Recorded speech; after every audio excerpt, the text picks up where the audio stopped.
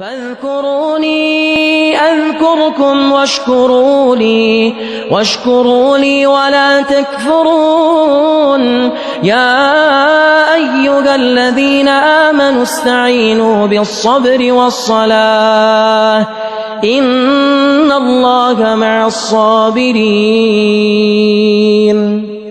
ولا تقولوا لمن يقتل في سبيل الله أموات بل أحياء ولكن لا تشعرون.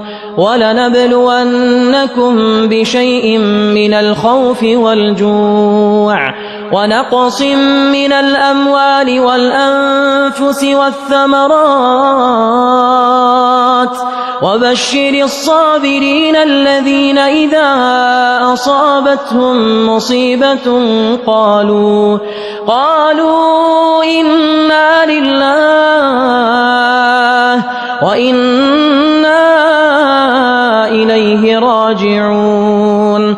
أولئك عليهم صلوات من ربهم ورحمة وأولئك هم المهتدون.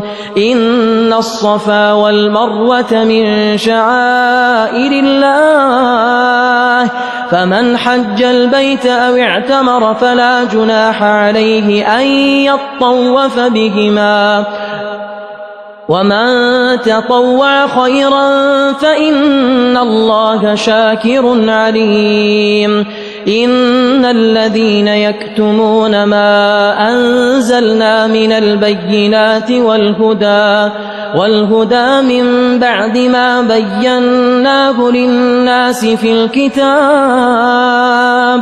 أولئك يلعنهم الله ويلعنهم اللاعنون إلا الذين تابوا وأصلحوا وبينوا فأولئك أتوب عليهم وأنا التواب الرحيم.